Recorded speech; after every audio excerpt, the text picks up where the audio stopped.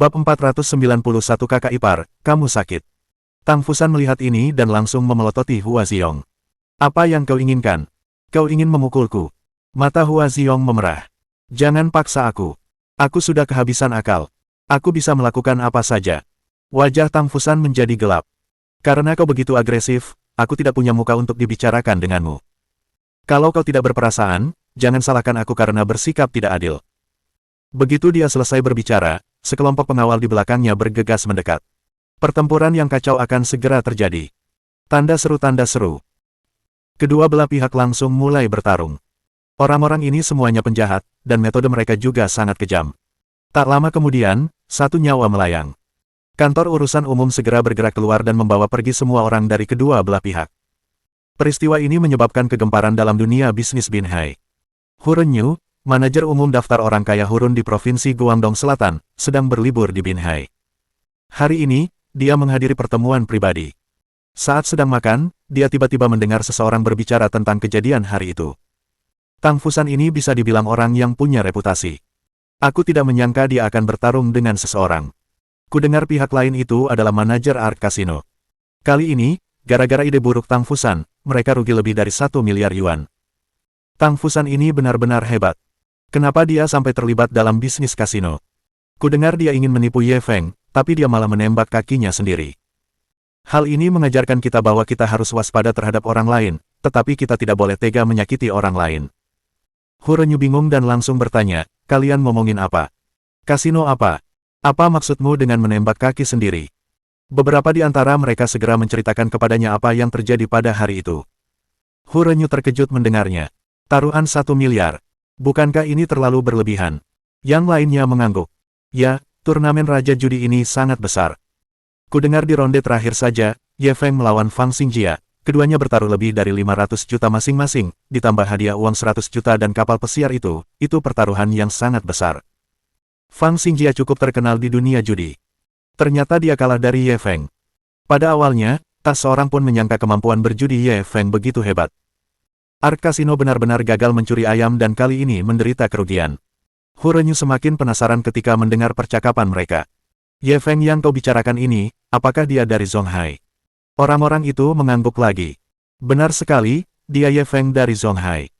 Kudengar dia cukup berpengaruh di dunia bisnis, tapi aku tak menyangka dia begitu jago berjudi. Hu Renyu kaget tak bisa berkata-kata. Sebagai orang yang bertanggung jawab atas daftar orang kaya Hurun, Kong Xianghui telah melaporkan situasi Ye Feng kepadanya sebelumnya. Dia tidak terlalu memperhatikannya saat itu. Dia merasa bahwa pihak lain hanyalah seorang pemuda yang beruntung. Jika dia ingin menjadi seorang penguasa, dia masih butuh waktu lama untuk memoles dirinya. Barulah ketika mendengar semua orang berbincang, dia merasa begitu tertarik pada pemuda ini. Seseorang yang sukses di dunia bisnis benar-benar memenangkan kejuaraan dalam kompetisi judi dan memenangkan lebih dari 1 miliar yuan. Ini sungguh menarik. Jika ada kesempatan, dia pasti akan mengenal jenius muda ini. Ye Feng baru saja kembali ke villa. Ia mandi air dingin dan hendak beristirahat sejenak ketika menerima telepon dari Kong Xianghui. Saudara Ye, saya dengar dari Presiden Chen bahwa Anda sedang berlibur di Binhai 2 hari ini. Ya, kenapa? Mantan pemimpin saya, yang juga ketua daftar orang kaya Hurun di Provinsi Guangdong, juga sedang berlibur di Binhai beberapa hari ini. Bagaimana kalau saya bantu kalian saling mengenal? Apakah itu perlu? Memiliki lebih banyak teman berarti lebih banyak peluang. Bisnis Anda semakin besar, dan cepat atau lambat, Anda akan membutuhkannya. Ketika Ye Feng mendengar kata-kata Kong Xianghui, dia agak tersentuh. Dia sedang membuka jalan untuknya. Memikirkan hal itu, dia langsung mengangguk setuju. Baiklah kalau begitu. Kalau begitu, semuanya beres. Aku akan bergegas ke kota Binhai besok pagi. Ye Feng menutup telepon. Ia merasa sedikit lega. Dia beruntung memiliki teman seperti Kong Xianghui yang selalu memikirkannya. Keesokan paginya, Kong Xianghui bergegas ke villa liburan. Seorang wanita setengah baya datang bersamanya. Wanita itu memiliki wajah cantik dan sikap alami. Tetapi Ye Feng dapat melihat sekilas bahwa pihak lain sedang sedikit sakit. Meskipun dia memakai riasan di wajahnya untuk menyembunyikan penyakitnya, tetap saja penyakitnya tidak dapat lepas dari pandangannya. Dan ini, dia langsung menatap Kong Xianghui dengan penuh tanya. Ini istri saya, Yang Manhua. Dia biasanya tinggal di rumah dan jarang keluar. Kong Xianghui buru-buru memperkenalkannya. Yang Manhua mengulurkan tangannya. Kau pasti Ye Feng, kan? Aku sering mendengar kakak Kongmu menyebutmu, mengatakan kau pemuda paling luar biasa yang pernah ditemuinya. Ye Feng menjabat tangannya, kakak ipar, jangan dengarkan omong kosong kakak Kong. Dia selalu bilang begitu ke semua orang yang ditemuinya. Kong Xianghui langsung berteriak, omong kosong.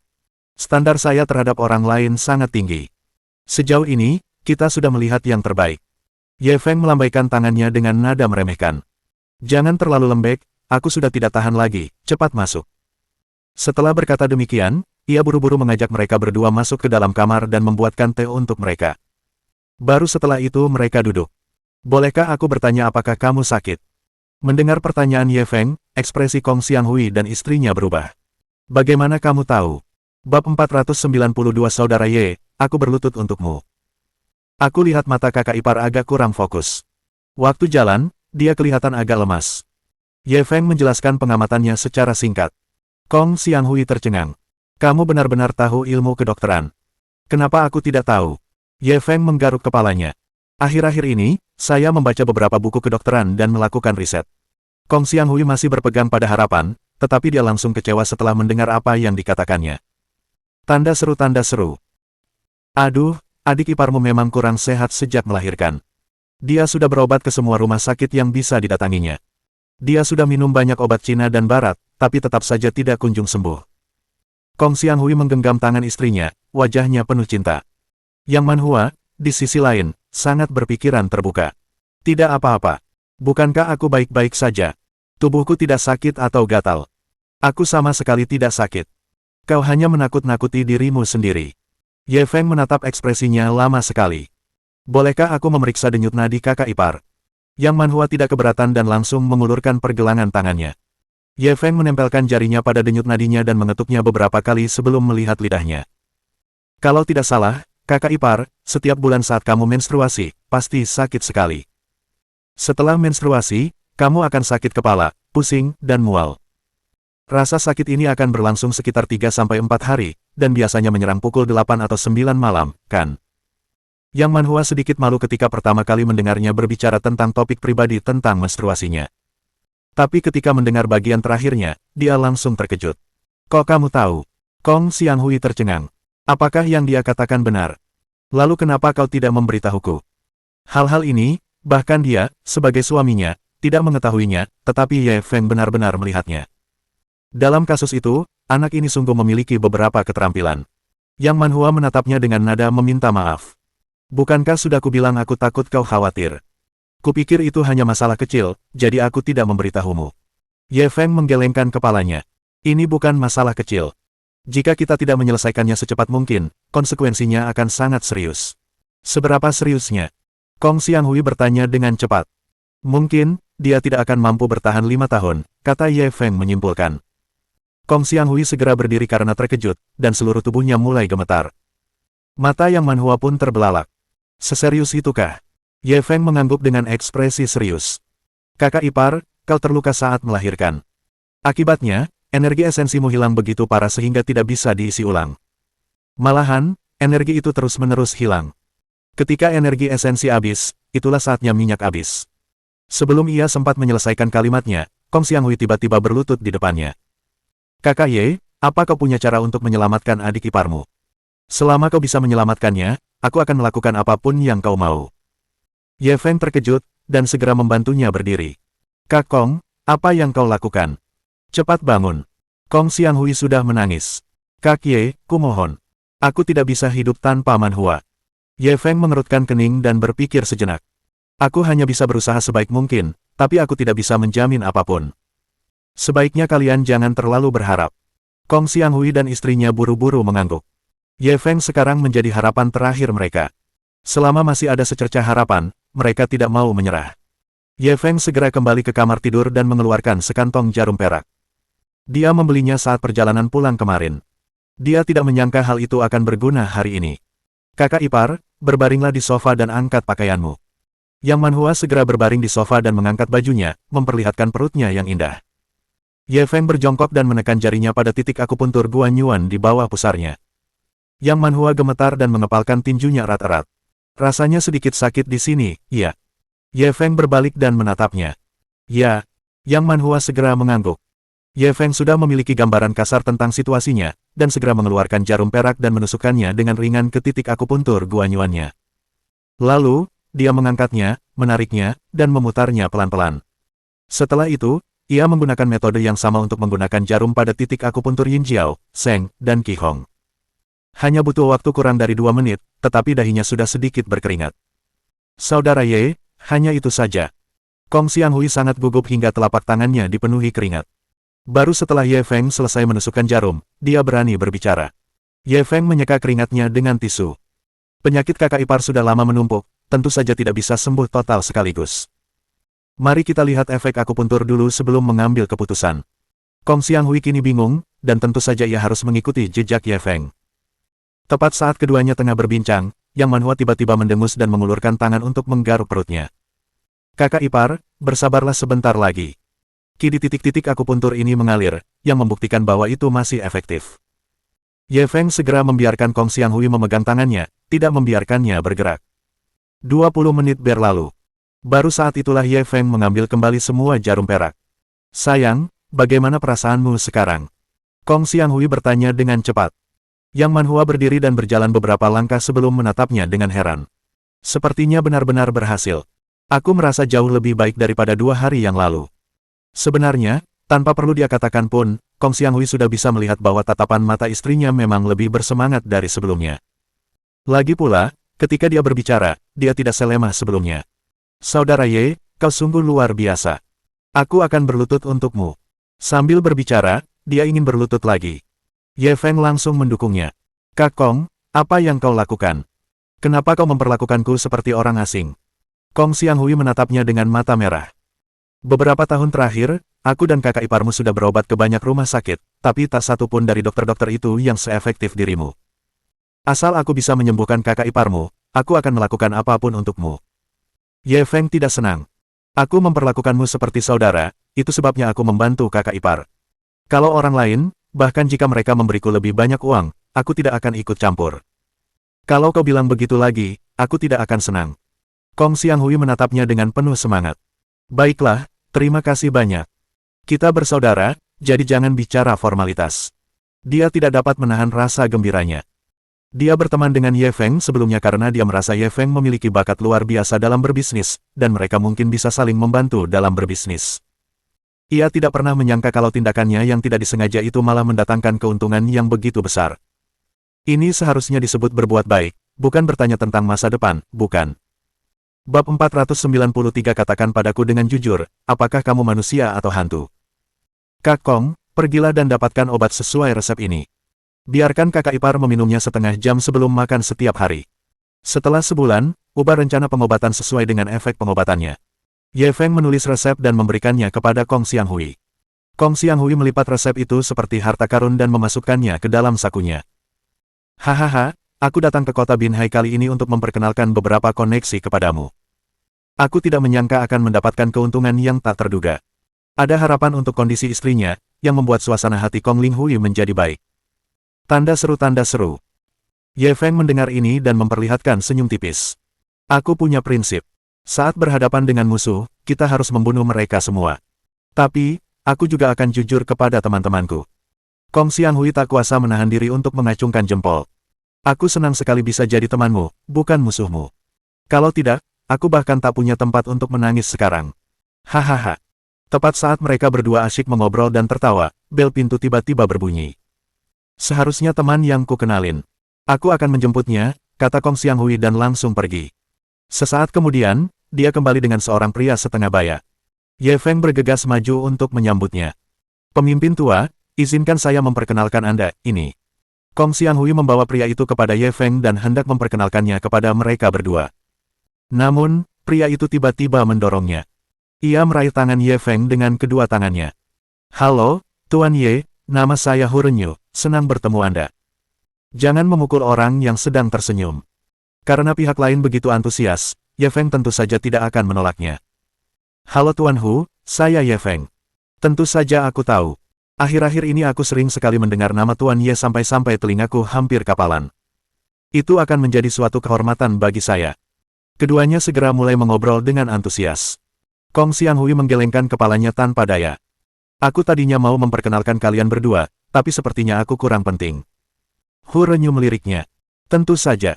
Orang yang ingin mengenal Tuan Ye bahkan tidak bisa mengantre. Apa perlu memperkenalkan mereka? Tentu saja, dia bercanda. Dari sini, terlihat bahwa dia memiliki hubungan dekat dengan Kong Xianghui. Hu Renyu mengobrol dengan Ye Feng sebentar sebelum berbalik menatap Yang Manhua.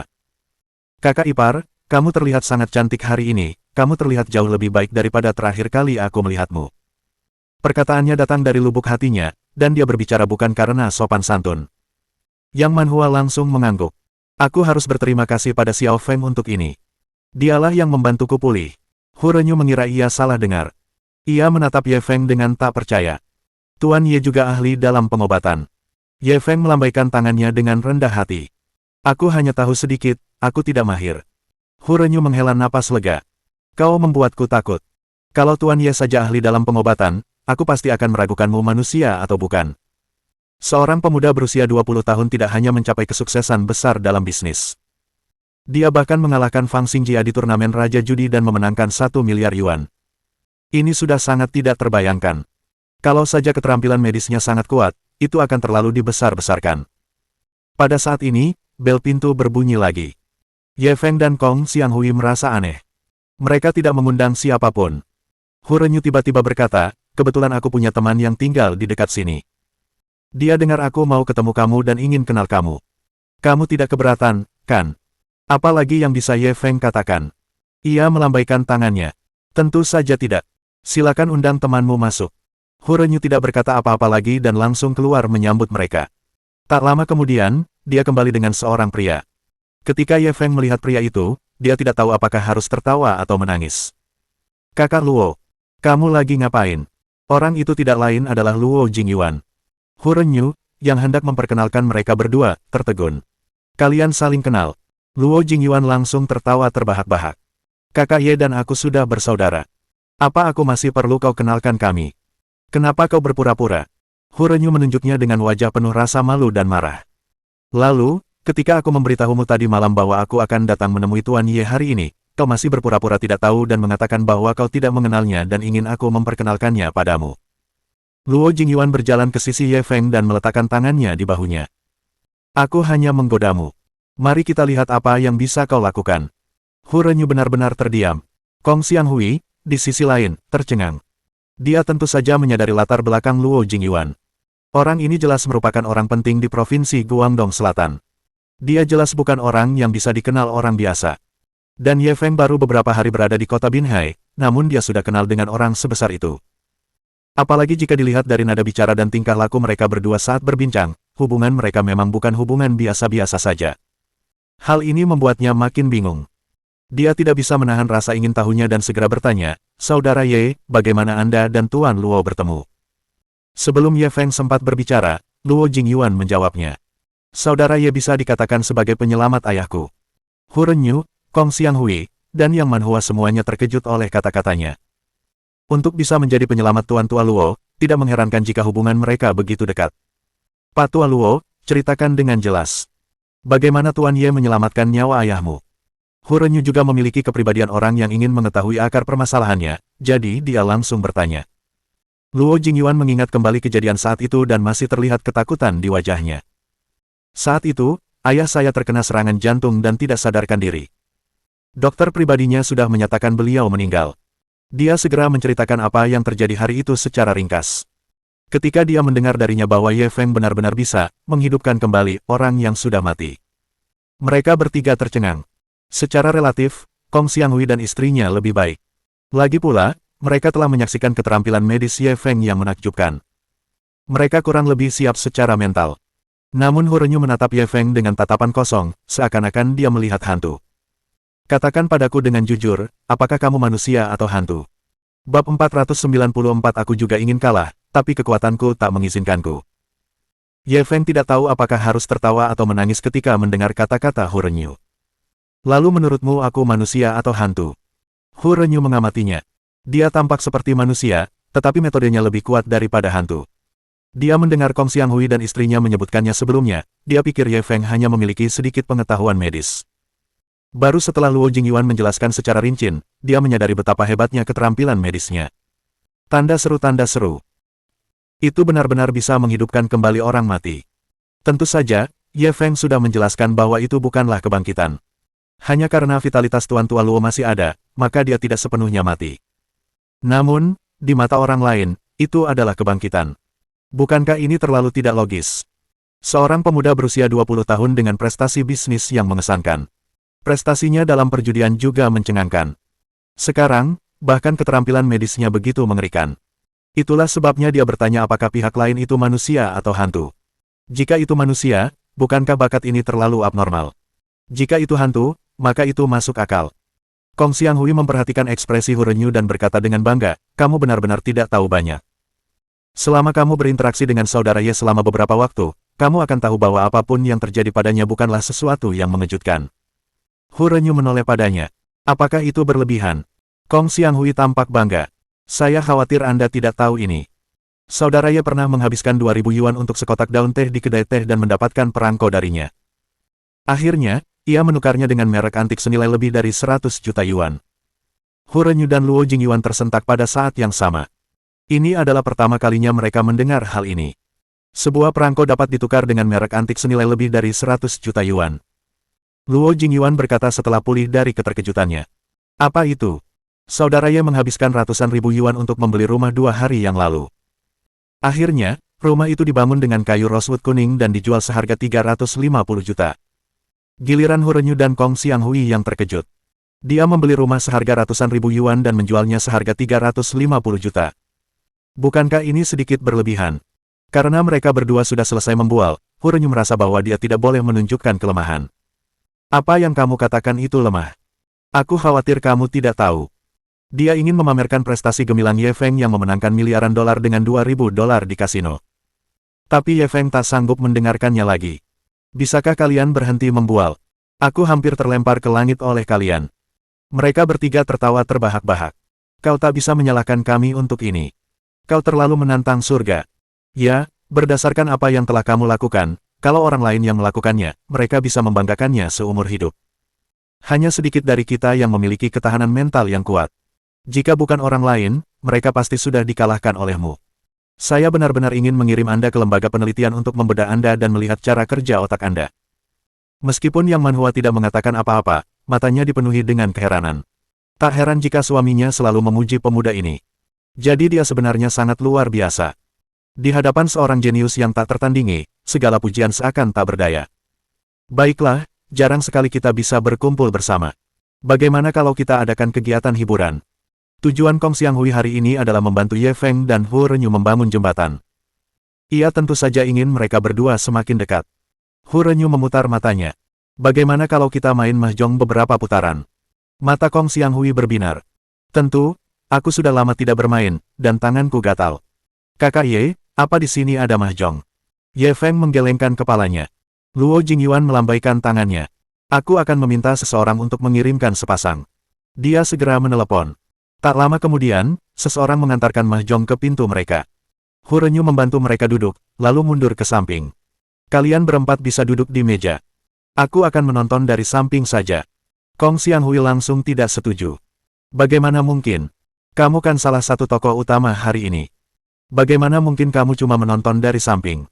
Namun, Hu Renyu menolak untuk pergi ke meja. Kalian main saja.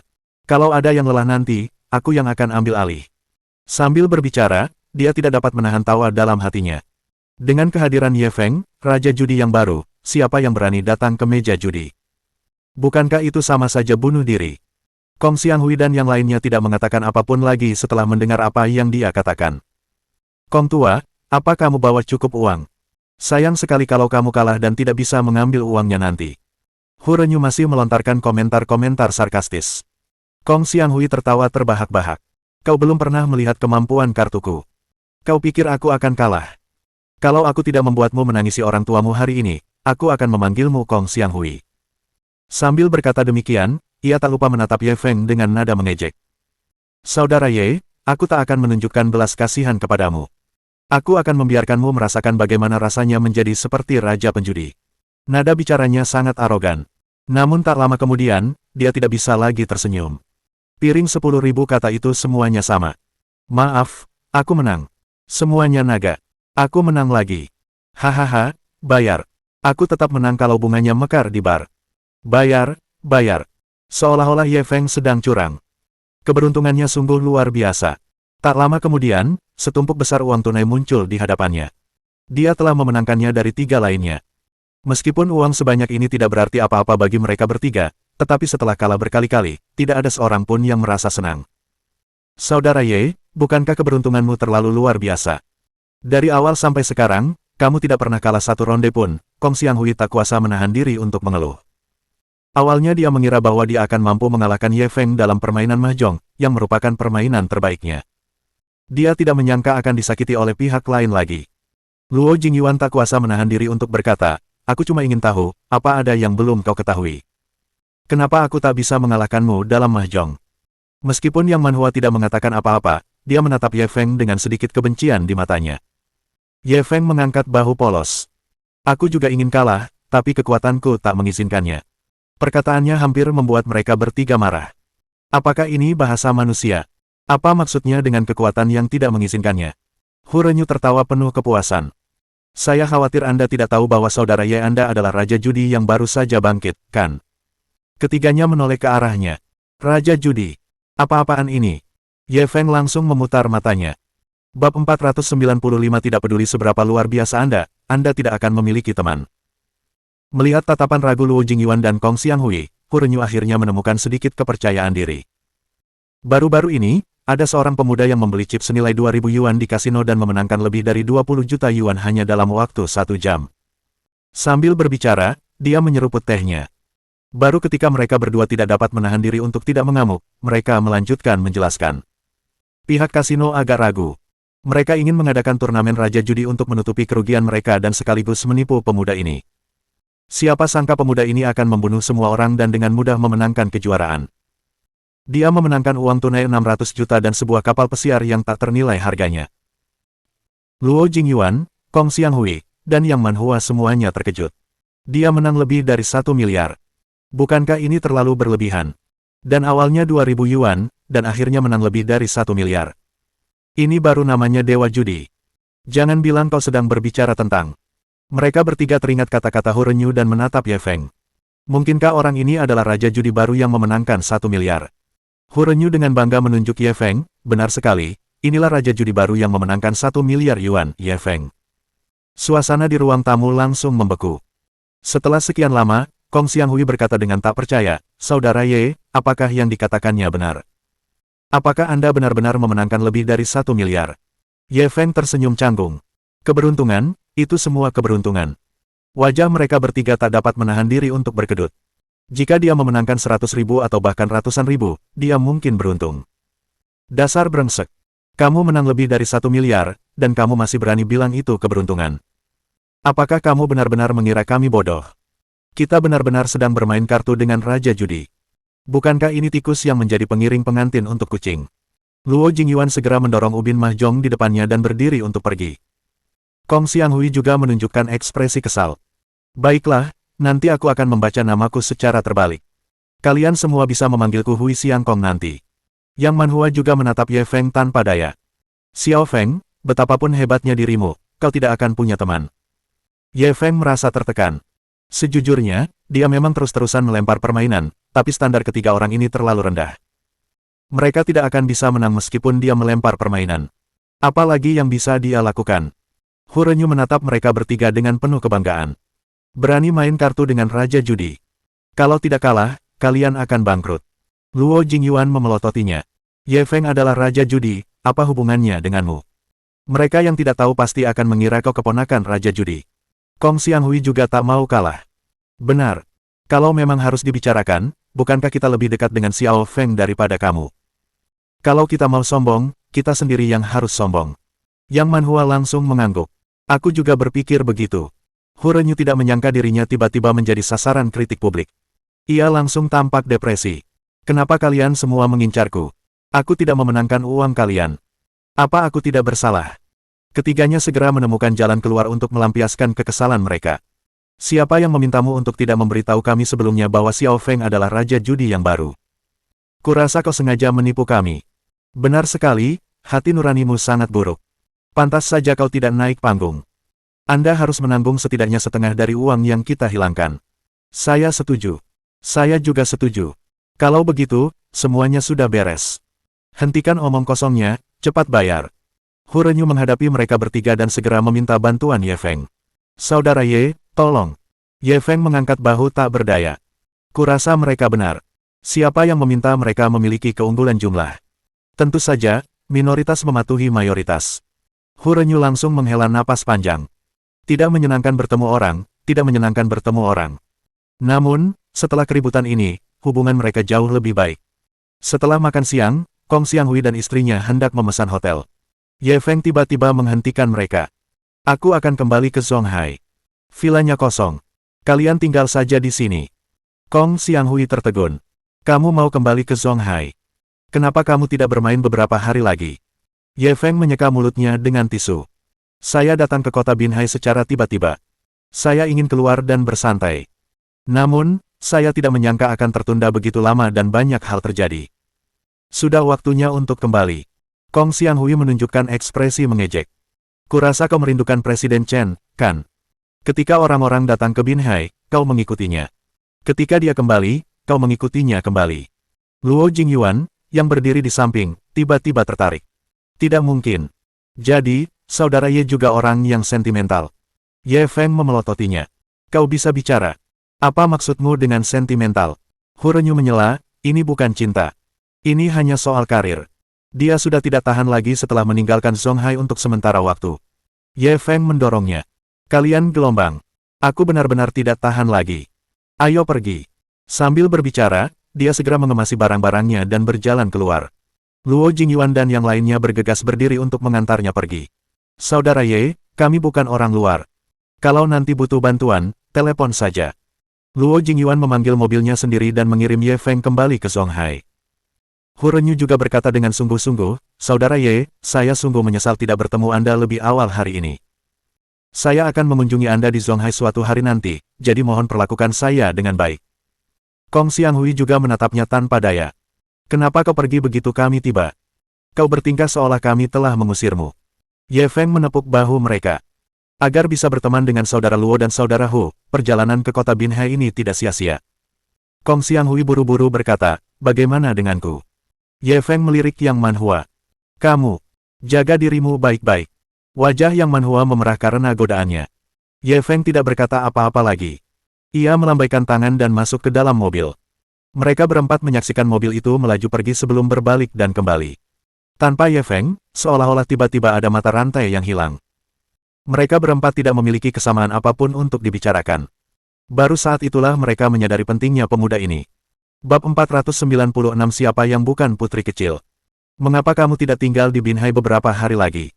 Saat Chen Xuan mengemudi, dia berbalik dan menatap Ye Feng yang duduk di kursi penumpang. Sangat membosankan bagiku untuk sendirian tanpa kehadiranmu. Ye Feng memiringkan kepalanya dan menatapnya. Apakah aku sepenting itu bagimu? Wajah Chen Xuan tampak tidak percaya. Bagaimana menurutmu? Ye Feng menaruh tangannya di pahanya. Jangan main-main. Aku yang nyetir. Chen Xuan buru-buru menepis tangan nakalnya. Kamu pasti lapar setelah duduk di mobil seharian, kan? Aku sudah pesan tempat di restoran Drunken Immortal. Aku mau makan dulu. Tatapan Ye Feng tajam. Bagaimana kalau setelah makan malam? Chen Xuan mengemudi tanpa menoleh. Kalau begitu, pulanglah dan istirahatlah. Istirahat saja. Ada kegiatan lain. Ye Feng menatap profil sampingnya yang sempurna. Kata-katanya memiliki makna ganda. Kamu, nggak bisa lebih serius. Kenapa kamu terus mikirin hal-hal kotor? Wajah cantik Chen Xuan memerah dan dia tidak bisa menahan diri untuk tidak melotot ke arahnya. Maksudku, kita bisa nonton film atau belanja bareng. Kok jorok? Oh, kamu nggak mikirin itu, kan? Kamu mikirin apa seharian? Nggak terlalu jorok, iya. Chen Xuan langsung merasa malu dan kesal. Nada bicara pria itu tadi jelas-jelas sengaja membuatnya berpikir salah. Namun kini, dia melontarkan serangan balasan. Dia harus menderita dalam diam. Ye Feng tidak menggodanya lagi. Dia tidak percaya pada kemampuan mengemudinya. Mereka berdua segera tiba di restoran Drunken Immortal. Restoran Drunken Immortal juga merupakan restoran Cina kelas atas di Zonghai. Restoran ini selalu penuh hampir setiap hari. Lagi pula, ada aturan di sini bahwa siapapun yang datang untuk makan, mereka harus berbaris. Saat mereka berdua tiba, sudah banyak orang yang mengantri di pintu sambil membawa nomor mereka. Toko ini sangat populer. Untungnya, saya cukup pintar untuk memesan tempat secara online terlebih dahulu. Chen Xuan menatap Ye Feng dengan ekspresi bangga. Itu luar biasa. Ye Feng langsung memujinya dengan asal-asalan. Namun, Chen Xuan masih sangat gembira. Dia segera membawanya untuk mencari lokasi. Lokasi yang dia pesan kurang bagus. Lokasinya relatif terpencil dan dekat dengan toilet. Namun, dalam kata-kata Chen Xuan, sudah sangat jarang bisa memesan tempat seperti Drunken Immortal Restaurant. Mereka tidak perlu peduli dengan rincian ini. Tepat saat mereka berdua duduk. Tiba-tiba, dia melihat seorang wanita yang tampak seperti manajer berjalan bersama seorang pria dan seorang wanita. "Permisi, bolehkah saya membicarakan hal ini dengan Anda?" kata manajer wanita itu dengan sopan. "Ada apa?" Chen Xuan juga menatapnya dengan sopan. Manajer perempuan itu menunjuk pasangan di belakangnya. "Mereka berdua ada urusan nanti. Bisakah kalian membiarkan mereka duduk di meja yang sama dengan kalian?" Chen Xuan sedikit mengernyit dan ingin menolaknya secara tidak sadar. Namun, saat dia melihat ekspresi memohon dari manajer wanita itu, hatinya melunak dan dia mengangguk. "Kalau begitu, biarkan mereka duduk di sini." Setelah mengatakan itu, dia berdiri dan berjalan ke sisi lain, duduk di samping Ye Feng. Namun, saat itu, gadis itu mengeluh, "Aku tidak suka duduk dengan orang asing. Bisakah kamu menyediakan tempat duduk terpisah untuk kami?" Manajer wanita itu tampak cemas. "Nona Wu, saya benar-benar minta maaf. Sekarang sedang jam sibuk, dan benar-benar tidak ada meja kosong." Gadis itu menunjuk Ye Feng dan dua lainnya. "Biarkan mereka bangun dulu. Mereka akan datang untuk makan setelah kita selesai makan." Manajer wanita itu ragu sejenak. Ia hanya bisa menatap Ye Feng dan Chen Xuan dengan canggung. "Bisakah kalian berdua membuat pengecualian dan membiarkan mereka berdua makan dulu? Tunggu mereka selesai makan." Dia mungkin tahu bahwa permintaan ini agak berlebihan, jadi dia tidak bisa melanjutkannya. Wajah cantik Chen Xuan langsung muram. "Tidakkah menurutmu permintaan ini terlalu berlebihan? Membiarkan mereka duduk satu meja dengan kita saja sudah merupakan konsesi terbesar yang bisa kuberikan. Kau sedang memuji keberuntunganmu." Manajer perempuan itu hampir menangis. Ia terpaku di tanah, tak tahu harus berbuat apa. Pada saat ini, gadis itu mendorongnya dan berjalan langsung ke Chen Xuan dan gadis lainnya. "Jangan khawatir, aku bukan orang yang tidak masuk akal. Aku tahu ini akan menunda waktu makanmu, jadi uang ini akan menjadi kompensasimu." Sambil berbicara, dia mengeluarkan setumpuk uang tunai dari tasnya dan menaruhnya di atas meja. Diperkirakan sedikitnya 10.000 yuan. Chen Xuan merasa tekanan darahnya naik. "Nona, tolong jelaskan. Kami di sini untuk makan, bukan untuk mengemis. Awalnya saya setuju untuk duduk di meja yang sama dengan Anda, tapi sekarang, maaf, saya berubah pikiran." Setelah berkata demikian, dia kembali duduk di tempat duduknya semula. Perselisihan di sini telah menarik perhatian para tamu di meja-meja terdekat. Melihat tumpukan uang di atas meja, seseorang dari meja sebelah langsung angkat bicara. "Nona, jika Anda memberi kami uang, kami bersedia memberi Anda kursi." "Kami juga bersedia. Ngomong-ngomong, kami hampir selesai makan. Kami juga bisa mendapatkan uang tambahan. Kemarilah dan duduklah bersama kami. Beri kami setengahnya saja. Ini adalah persaingan yang jahat. Kami bersedia. Apa urusanmu dengan itu?" Ketika pelanggan di meja lain melihat adanya manfaat, mereka semua mulai memperebutkannya. Manajer perempuan itu menghela napas lega dan buru-buru menatap gadis itu. "Nona Wu, karena para tamu di meja-meja itu bersedia mengosongkan tempat duduk mereka, mengapa Anda tidak duduk di sana saja?" Gadis itu menatapnya tajam. "Aku mau kursi ini. Kamu harus segera menyediakannya untukku." Manajer wanita itu tak punya pilihan selain menatap Chen Xuan lagi. "Nona, bolehkah kalian berdua makan di meja itu?" Chen Xuan pun kehilangan kesabarannya. "Aku sudah pesan tempat duduk ini. Kenapa kita harus duduk di sana?" Setelah berkata demikian, tak lupa dia melotot provokatif ke arah gadis itu. "Apakah kamu satu-satunya yang punya sindrom putri? Siapa yang bukan putri kecil?" Bab 497 Beraninya kau mengganggu putriku. Aku tak bisa membunuhnya. Saya perintahkan Anda untuk segera memberi saya posisi ini. Gadis itu kehilangan kesabarannya dan menatap Chen Xuan dengan dingin. "Perintah? Apa hakmu memerintahku?" Chen Xuan pun tidak mundur dan melawannya. "Karena pemilik restoran Drunken Immortal adalah ayah saya. Restoran Drunken Immortal dimiliki oleh keluarga saya. Sebagai pemilik tempat ini, saya berhak memerintahkan Anda untuk menyerahkan tempat duduk Anda kepada saya." Tanda seru, tanda seru. Gadis itu berkacak pinggang dan menatap Chen Xuan dengan angkuh. Memangnya kenapa kalau keluargamu pemilik restoran Drunken Immortal? Karena kamu berbisnis, kamu harus mengikuti beberapa aturan. Aku sudah memesan tempat duduknya sebelumnya. Dengan kata lain, aku berhak menggunakan tempat duduk ini setidaknya selama makan. Siapapun yang datang, itu tidak akan berhasil. Kefasihan Chen Xuan terbentuk dari pengalaman berdebat dengan banyak orang tua di dunia bisnis. Bagaimana mungkin seorang gadis kecil bisa menang? Gadis itu terdiam dan langsung mulai mengganggunya. Aku tidak mau mengikuti aturan. Ada apa? Bangun segera, atau aku akan memanggil petugas keamanan dan mengusirmu. Chen Xuan juga sangat marah hingga wajahnya memucat. Apa? Apa restoran Drunken Immortalmu menindas pelanggannya?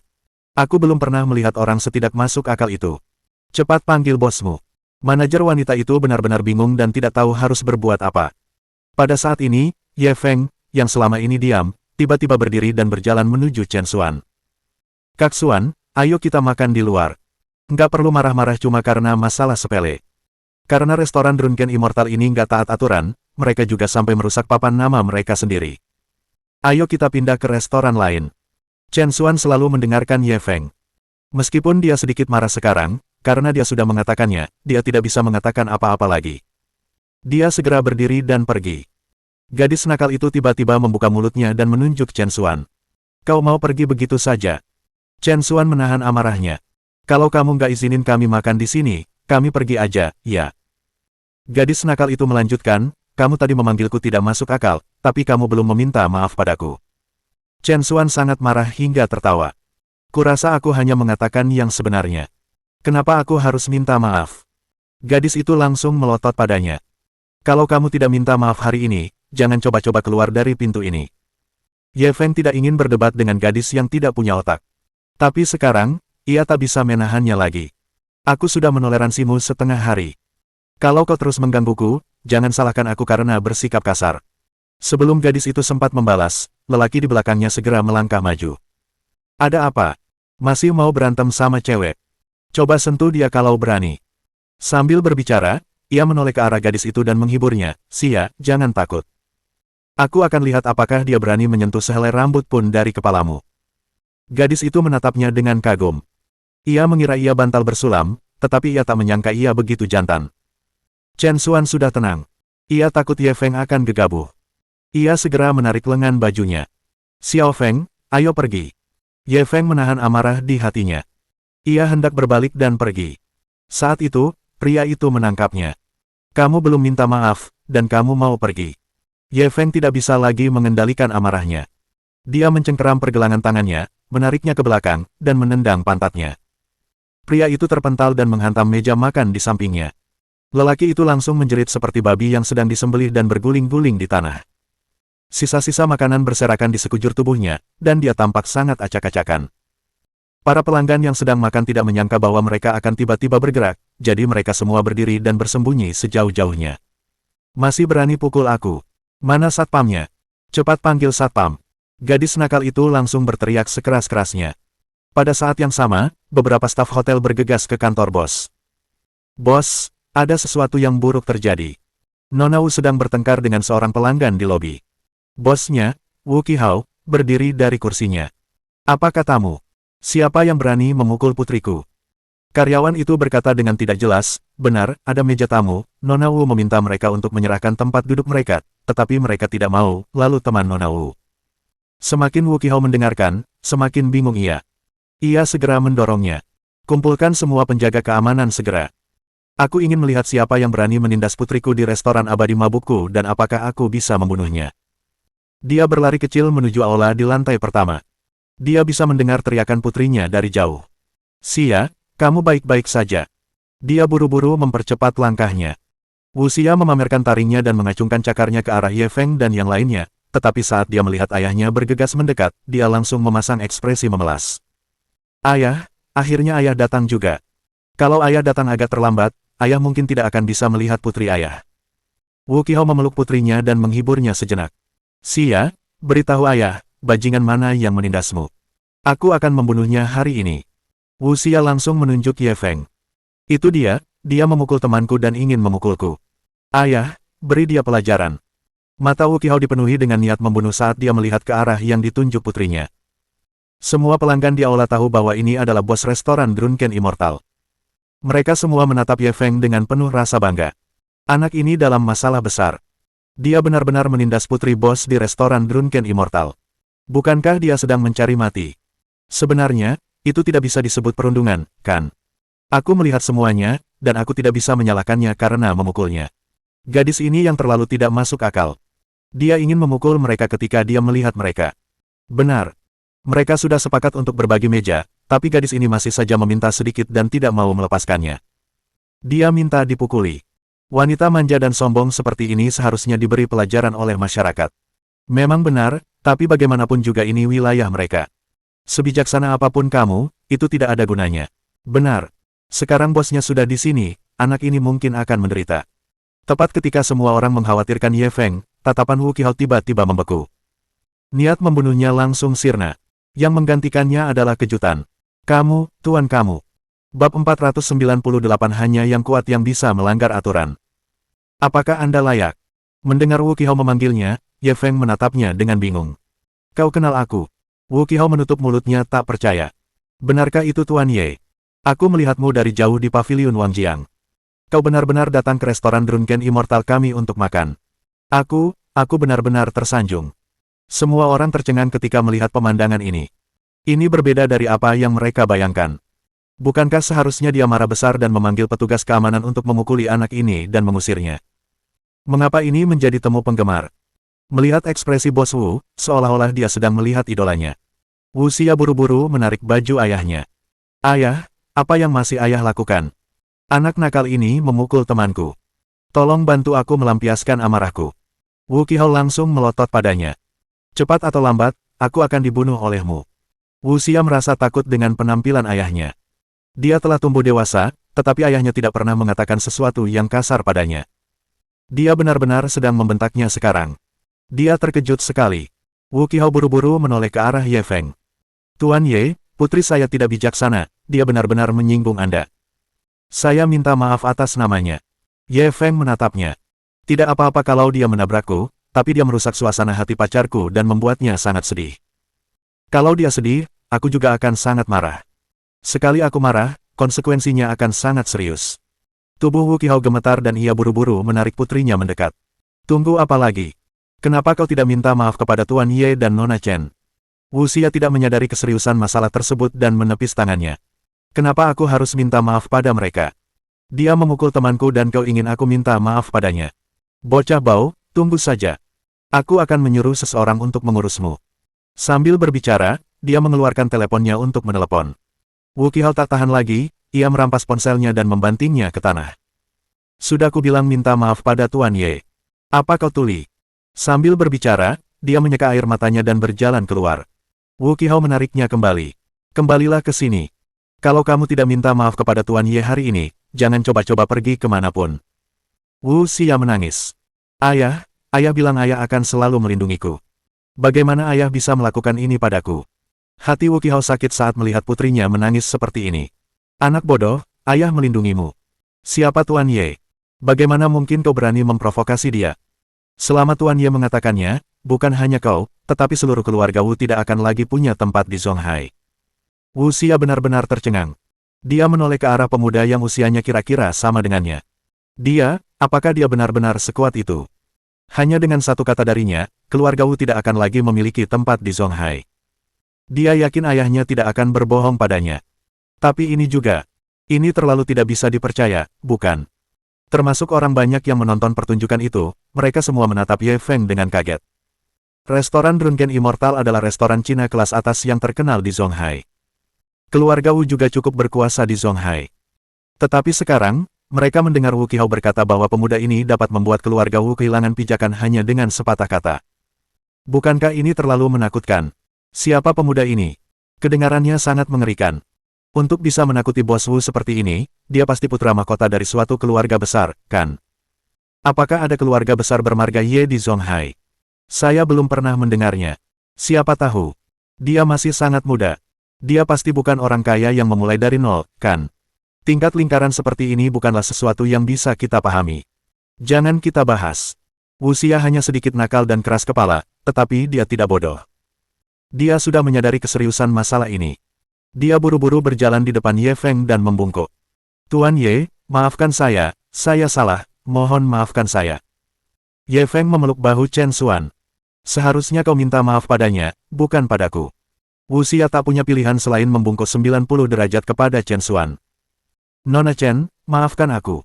Ini semua salahku tadi. Mohon maafkan aku. Ketika dia mengucapkan kata-kata ini, tidak perlu dikatakan lagi betapa memalukannya hal itu. Alasan utama mengapa dia mengganggu Chen Xuan adalah karena dia terlalu cantik, yang membuatnya sangat cemburu. Kemudian, semakin dewasa dan tenang penampilannya, semakin cemburu pula dia. Pada akhirnya, dia memutuskan untuk menggunakan kekuatannya untuk menekan pihak lain dan membuatnya menyerah padanya. Namun, ia tidak pernah menyangka akan kalah telak di babak terakhir. Pacarnya bukanlah seseorang yang bisa dia provokasi. Chen Xuan melihat bahwa sudah sangat jarang baginya untuk meminta maaf padanya di depan banyak orang. Kemarahan dalam hatinya segera sirna. Baiklah, aku menerima permintaan maafmu. Jantung Wu Qihao yang berdebar kencang akhirnya kembali berdebar tenang, dia pun bergegas menghampirinya untuk menyambutnya. Tuan Ye, Nona Chen, saya akan meminta seseorang untuk menyiapkan kamar pribadi terbaik untuk kalian berdua. Semua biaya malam ini akan saya tanggung. Ye Feng melihat sekeliling. Bukankah kamu perlu mengantre di restoranmu? Bukankah ini melanggar peraturan restoranmu? Tidak. Wu Qihao langsung tersenyum hormat. Aturannya kaku. Untuk tamu terhormat seperti Anda, aturan apapun pantas dilanggar. Ye Feng mendengar kata-katanya dan meminta pendapat Chen Xuan. Melihat Chen Xuan tidak keberatan, dia langsung menyetujui pengaturannya. Wu Qihao langsung merasa tersanjung dan buru-buru mengundang mereka berdua ke atas. Pada saat yang sama, dia berbalik dan memelototi manajer perempuan itu. Kau dipecat. Aku tidak ingin melihatmu lagi. Manajer perempuan itu panik. Bos, ada apa denganku? Ada apa? Wu Qihao menggertakkan giginya. Kamu nggak tahu aturan restoran. Siapa suruh kamu memotong antrean demi Xia? Untungnya, Tuan Ye dan Nona Chen tidak menyalahkan kita. Kalau tidak, aku pasti sudah membunuhmu. Manajer perempuan itu masih agak ragu. Bukankah tadi kamu bilang aturan sudah mati dan terkadang ada pengecualian? Wu Qihao meliriknya dengan jijik. Hanya yang kuat yang bisa melanggar aturan. Apakah kamu layak?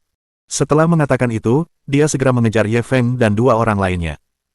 Banyak pelanggan wanita di restoran itu melihat ke arah Ye Feng pergi.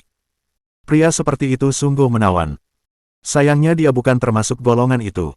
Bab 499 Kau Mencari Kematian. Wu Qihao secara pribadi menyiapkan kamar pribadi untuk mereka berdua. Ia juga sibuk menyiapkan hidangan. Baru setelah itu dia mundur dengan hati-hati. Chen Xuan memegang dagunya dan menatap Ye Feng dengan geli. Pengaruh Tuan Ye di Zonghai semakin besar dari hari ke hari. Kemanapun Anda pergi, selalu ada orang-orang yang menunggu Anda dengan saksama. Sepertinya saya harus lebih berhati-hati di masa mendatang. Ye Feng memasang ekspresi tak berdaya. Saudari Xuan, aku tidak menyinggungmu, kan? Tidak perlu menghinaku seperti ini. Tanda seru. Chen Xuan menatapnya dengan serius. Aku mengatakan yang sebenarnya. Sejak kau mengalahkan Niu Sidun, bisnis kalian telah berkembang pesat, membentuk faksi yang kuat. Sebagai inti dari faksi ini, kau telah menjadi kaisar lokal kota Zonghai. Ye Feng tercengang. Apakah itu berlebihan? Chen Xuan menatapnya dengan penuh emosi. Sepertinya bahkan Anda tidak tahu betapa berkuasanya Anda sekarang. Saya khawatir seluruh dunia bisnis Zonghai tahu nama Anda, Tuan Ye. Melawan Anda di Zonghai sama saja dengan bunuh diri. Ye Feng meraih tangannya dan berkata dengan nada mesum, jika aku kaisar Zonghai, maka kaulah permaisurinya. Aku akan memerintah dunia bersamamu. Chen Xuan tertawa meremehkan diri sendiri. Beraninya aku menyebut diriku permaisuri. Di masa depan, pasti akan ada terlalu banyak wanita yang ingin naik ke ranjang nagamu. Aku sudah sangat beruntung bisa bergaul dengan orang-orang seperti Chang Sai dan para bangsawan. Ye Feng tidak tahu bahwa bahaya akan datang. Ia tertawa gembira. Jangan khawatir, apapun yang terjadi, kau akan tetap menjadi istri pertama. Chen Xuan tersenyum manis. Dari apa yang kau katakan, kau benar-benar ingin selir melayanimu.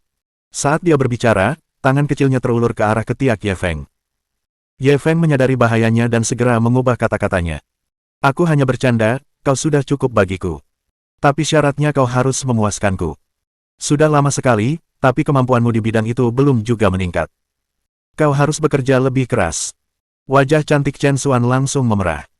Apa kau pikir semua orang sepertimu? Seharian ini kau hanya memikirkan hal-hal buruk itu. Saat dia memikirkan tipu daya Ye Feng yang tak masuk akal dan bagaimana dia memaksanya bekerja sama, dia berharap bisa menemukan lubang untuk bersembunyi. Ye Feng melihat ekspresi malunya, jantungnya berdebar kencang saat dia melihat sekeliling. Saudari Xuan, bagaimana kalau aku memberimu makanan pembuka sebelum kita makan? Sambil berbicara dia memberi isyarat dengan melepaskan ikat pinggangnya. Chen Xuan langsung terkejut. Apa kau gila? Tempat apa ini? Jika aku terlihat oleh orang lain, apakah aku masih bisa bertemu langsung dengan orang lain di masa depan? Jangan khawatir, tidak akan ada yang masuk, ayo kita akhiri ini dengan cepat. Chen Xuan tak tahan lagi dengan omelannya. Ia menggigit bibir dan hendak berkompromi. Saya akan menerima telepon. Dia segera mencari alasan, mengangkat teleponnya, dan berjalan keluar dengan panik.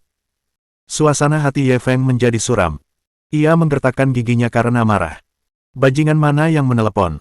Sebaiknya kau jangan beritahu dia. Kalau tidak, dia akan langsung dipecat. Tidak ada ruang untuk negosiasi. Setelah beberapa saat, Chen Xuan kembali ke ruang pribadi, tetapi ekspresinya jelas tidak bagus. Ada apa? Masalah apa lagi yang kamu hadapi? Ye Feng memakan makanannya lalu berbalik menatapnya. Chen Xuan mendesah pelan. Perusahaan baru saja menelepon dan mengatakan bahwa pemasok bahan bangunan kami menaikkan harga banyak bahan bangunan tanpa izin. Jelas mereka sengaja mempersulit kami. Ye Feng mengerutkan kening. Lingyun Real Estate sedang dalam masa kejayaannya. Para pemasok ini tidak punya waktu untuk menjilat kita. Kenapa mereka tiba-tiba membuat masalah? Apakah ada orang di balik semua ini? Chen Xuan sangat terkesan dengan pengamatannya yang tajam dan langsung mengangguk. Kami telah memeriksa latar belakang para pemasok ini.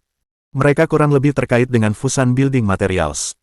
Kali ini, mungkin Tang Fusan yang memberi perintah agar mereka sengaja mempersulit kami. Bibir Ye Feng melengkung membentuk senyum dingin. Tang Fusan ini akhirnya kehilangan ketenangannya. Apa dia akan bertindak? Chen Xuan memegang tangannya. Tapi jangan khawatir. Pengaruh Tang Fusan tidak terlalu besar. Paling-paling, kita akan mengganti beberapa pemasok. Paling-paling, kita akan menghabiskan lebih banyak waktu. Kerugiannya tidak akan terlalu besar. Ye Feng mengangguk. Aku mengerti. Dia jenis kodok yang tidak menggigit, tapi membuat orang jijik. Chen Xuan tertawa terbahak-bahak. Metaforamu selalu begitu. Sambil berbicara, ia perlahan berdiri. Meskipun kerugiannya kali ini tidak besar, memang agak merepotkan untuk dihadapi. Aku harus segera kembali ke perusahaan untuk mengaturnya sekarang. Aku tidak akan menemanimu malam ini. Ye Feng meletakkan sumpitnya dan menggenggam tangannya. Kau tega meninggalkanku sendirian di kamar kosong ini. Chen Xuan merasa tak berdaya melihat betapa kekanak-kanakannya. Anda sekarang Tuan Ye yang terhormat.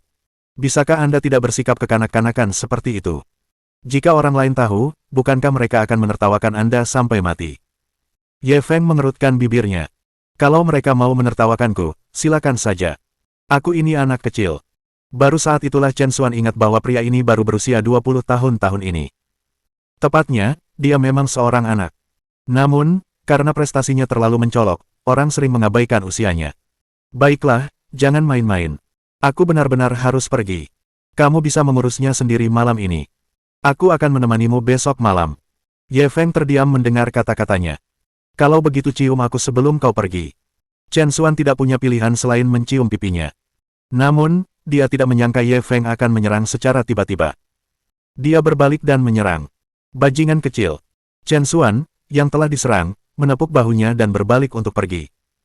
Setelah dia pergi, kelembutan di wajah Ye Feng berangsur-angsur menghilang. Yang menggantikannya adalah niat membunuh.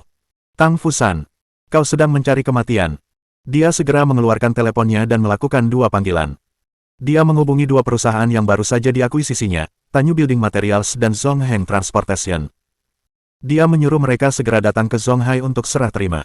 Dan omong-omong, bunuh Tang Fusan. Bab 500 cacing malang dalam masalah yang sama.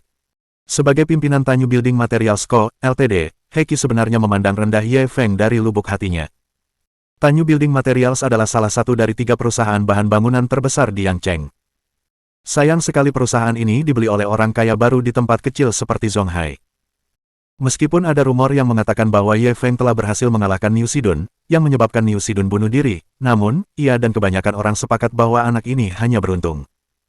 Kalau saja Niu Sidun tidak ceroboh dan tertipu oleh rekan-rekannya yang bodoh, bagaimana mungkin dia bisa kalah dari anak yang masih labil? Oleh karena itu, saat dia menerima telepon dari Ye Feng, yang memintanya untuk segera menuju Zonghai guna melakukan serah terima, dia merasa sangat bimbang. Tanda seru. Apakah dia benar-benar menganggap dirinya sebagai kaisar? Dia bahkan ingin bertemu langsung dengannya. Namun, situasinya lebih kuat daripada orangnya. Siapa yang meminta Tanyu Building Materials diakuisisi oleh orang lain? Bahkan jika dia sangat tidak bersedia, dia hanya bisa datang sendiri. Ketika mobil berhenti di pintu masuk Zhongtian Lakeview Villa, secara kebetulan, sebuah Mercedes-Benz MPV berhenti di samping mereka. Pintu mobil terbuka dan seorang pria parubaya dengan temperamen luar biasa melangkah keluar. Heiki tertegun saat melihat pria itu. Bukankah ini ketua transportasi yang Cheng Zongheng, Gao Yazi? Apa yang dia lakukan di sini? Memikirkan hal itu, ia buru-buru membuka pintu dan keluar dari mobil. Ketua Gao, saya tidak menyangka akan bertemu Anda di sini. Gao Yazi terkejut melihatnya. Ketua He, kenapa Anda di sini? Heiki tersenyum getir. Aku di sini untuk bertemu seseorang. Aku tidak menyangka akan bertemu denganmu di sini. Apa yang kau lakukan di sini? Gao Yazi mengerutkan kening. Aku juga ke sini untuk menemui seseorang. Heiki Zeng sedikit terkejut. Siapa yang begitu sombong? Dia benar-benar menyuruhmu, Ketua Gao, datang jauh-jauh dari Yang Cheng untuk menemuinya. Zongheng Transportation Co., Ltd., adalah perusahaan transportasi terbesar di Yang Cheng. Gao Yazi juga merupakan salah satu pengusaha paling bergengsi di Yang Cheng. Gao Yazi menggelengkan kepala dan tersenyum pahit. Siapa lagi? Tentu saja Tuan Ye Feng. Siapa itu? Ye Feng. Mata Heiki Zeng melebar saat mendengar itu. Ya, kenapa? Kamu belum pernah dengar tentang Tuan Ye. Selama ini, reputasinya di dunia bisnis sedang menanjak. Gao Yazi melihat ekspresinya dan berpikir bahwa dia belum pernah mendengar nama Ye Feng, jadi dia segera menjelaskan. Heiki terbatuk canggung. Sejujurnya, aku juga ke sini untuk menemui Ye Feng. Oh tidak, aku ke sini untuk menemui Tuan Ye. Kali ini giliran Gao Yazi yang tercengang. Apakah Anda di sini untuk menemui Tuan Ye juga? Mengapa Anda ingin menemuinya? Heiki Zeng sedikit malu. Bahan bangunan Tanyu saya sudah dibeli oleh Tuan Ye. Lebih tepatnya, saya sekarang bawahannya. Rahang Gao Yazi hampir ternganga. Dia juga membeli perusahaanmu. Heiki menatapnya kosong. Apa maksudmu dengan terlalu? Jangan bilang dia membeli perusahaanmu, Zongheng Transportation. Gao Yazi hanya bisa tersenyum pahit. Sepertinya kita senasib. Heiki Zeng merasa kulit kepalanya mati rasa. Apa yang Tuan Ye coba lakukan? Dia benar-benar mengakuisisi kedua perusahaan kita sekaligus. Bukankah ini terlalu mendominasi? Nilai gabungan kedua perusahaan itu sedikitnya puluhan miliar. Kekuatan seperti apa yang dimilikinya hingga mampu mengakuisisi dua perusahaan sekaligus? Gao Yazi menatapnya dengan serius. Kekuatan Tuan Ye ini mungkin jauh di luar imajinasi kita. Heiki Zeng juga mengangguk. Ya, sepertinya aku meremehkannya sebelumnya. Saat keduanya berbicara, mereka tiba di pintu masuk kompleks villa. Petugas keamanan segera melangkah maju untuk menghentikan mereka. Apa yang kalian lakukan? Heiki Zeng langsung menjelaskan, kami di sini untuk bertemu teman. Dia tinggal di sini. Petugas keamanan berkata dengan tegas, area villa kami dikelola dengan ketat. Mereka yang bukan penghuni di sini tidak diizinkan masuk dan keluar sesuka hati. Hubungi teman Anda dan minta dia menjemput Anda secara langsung.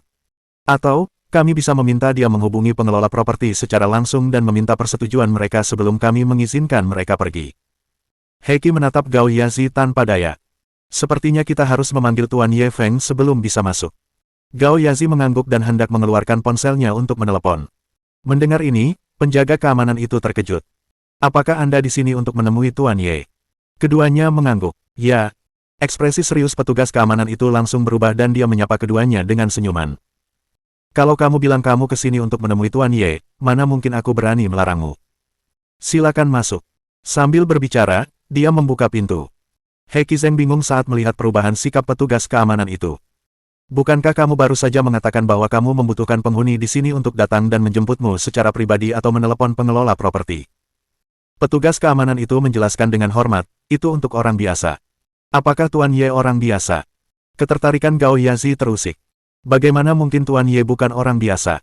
Petugas keamanan langsung menunjukkan ekspresi bangga. Tuan Ye memang orang hebat yang luar biasa.